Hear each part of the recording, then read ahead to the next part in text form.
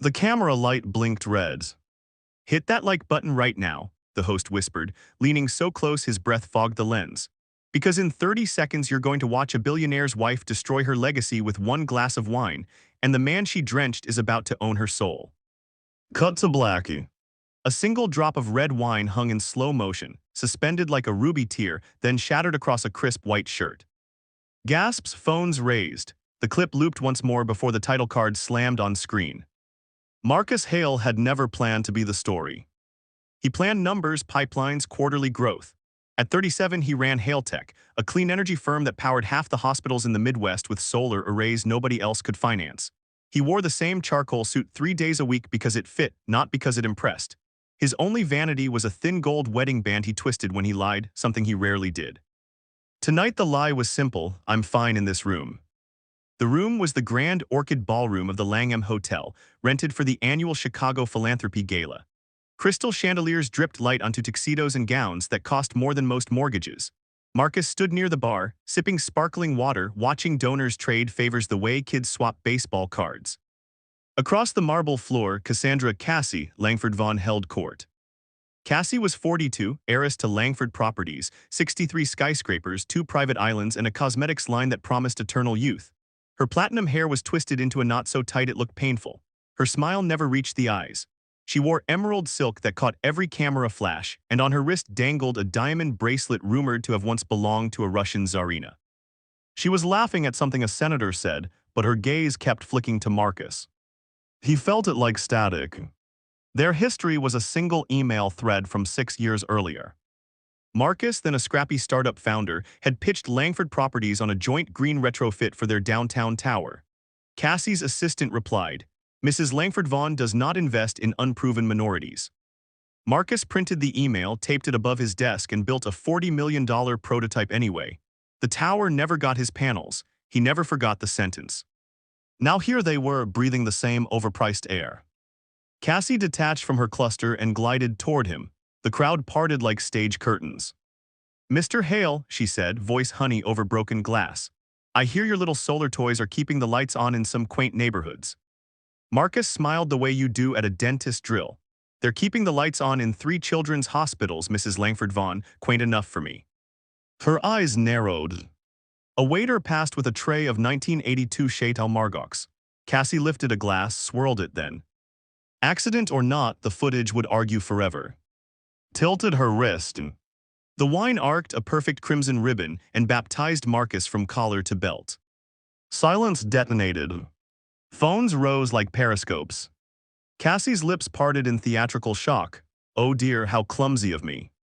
Marcus looked down at the stains spreading across Egyptian cotton. He could have shouted. He could have walked away. Instead he laughed, one low, rolling note that cut the room in half. "Ma'am," he said, loud enough for the microphones hidden in floral centerpieces, "you just insured my next quarter." He unbuttoned the ruined jacket, folded it once, and handed it to the nearest waiter. "Frame this, auction it for the hospitals." Then he walked, barely dripping, straight to the podium where the MC had frozen mid-sentence. "Ladies and gentlemen," Marcus said, voice steady, "I came to raise $200,000 tonight.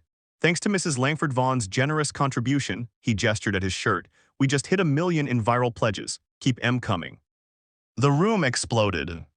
Cassie's face went the color of the wine on the carpet. Marcus had almost not come.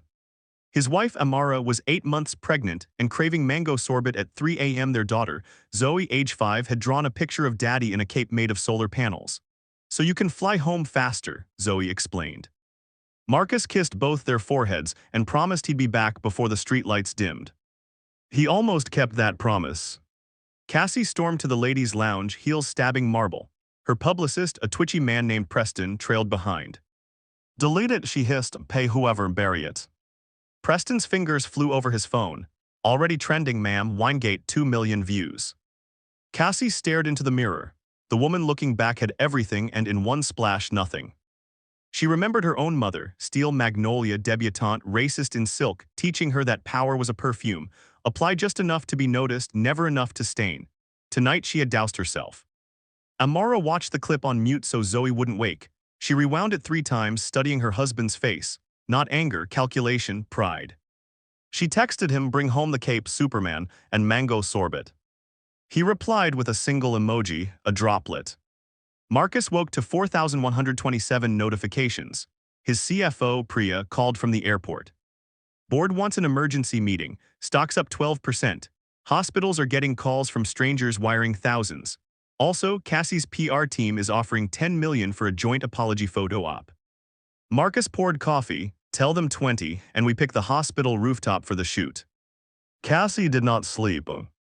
She sat in her penthouse, Lake Michigan glittering like broken promises beyond the glass. Her husband, Trip Von third spouse, hedge fund prince, was in Aspen clearing his head. Translation, skiing with a 26-year-old trainer. Cassie opened her laptop. The headline on every site, billionaire heiress's meltdown caught on camera. Comments were brutal. Finally, karma wears Louboutins. That man built something, she just pours. She closed the lid and did something she hadn't done since boarding school, she cried. The rooftop of Lurie Children's Hospital smelled of helipad fuel and hope. Marcus arrived in a new suit navy off the rack. Cassie wore beige as if trying to disappear. A dozen cameras clicked. Marcus spoke first. Mrs. Langford Vaughn and I have agreed to co-fund a renewable energy wing here. 20 million each, no logos, just kids breathing easier. Cassie's voice cracked. I was unforgivable, I'm learning what sorry costs. A little girl in a wheelchair rolled forward, handed Cassie a crayon drawing, a sun with a band-aid. Cassie knelt, silk hems pooling on concrete, and accepted it like a sacrament. They fracture slowly, then all at once. Langford Properties board convened in a mahogany cave downtown. Cassie's uncle, Chairman Reginald, slid a folder across the table. Resign as CEO or we vote you out by noon. Inside, screenshots of Cassie's old emails, the one to Marcus 6 years ago now public, donors pulling gala commitments, tenants threatening green clauses in leases. Cassie signed. Marcus's company went public. The IPO bell rang on a Tuesday. By Friday, he was a billionaire on paper. He celebrated by taking Zoe to the planetarium and buying Amara the sorbet food truck parked outside. Cassie moved into a condo half the size of her former closet. She enrolled in an MBA program, online, nights, using her middle name. Her professor, a Ghanaian woman with a kind laugh, had no idea who she was. The energy wing opened. Marcus cut the ribbon with the same little girl, now cancer-free. Cassie stood in the back row, clutching a volunteer badge. After the ceremony, Marcus found her by the vending machines. Still twisting that ring, she asked. Old habits. I sold the bracelet, she said, paid tuition for 6 nurses. He nodded, progress tastes better than Margot's. She laughed, really laughed for the first time in months. Hailtech powers 40% of Chicago's skyline. Langford Properties is now Langford Hale Renewables, co-chaired by a former heiress who starts every meeting asking, how does this help the kids on the 10th floor? Marcus and Amara's second daughter was born the night the first wind turbine spun atop the old Langford Tower. They named her Ruby. The host's face filled the screen again, eyes shining. That fam is how one glass of wine toppled an empire and built 2 legacies. If this story moved you and be real, it did, smash that like button, drop a comment telling me which moment hit hardest, and subscribe because next week we're exposing the tech mogul who faked his own kidnapping. Turn on notifications. You won't want to miss it. The drop of wine fell once more in slow motion. Fade to black.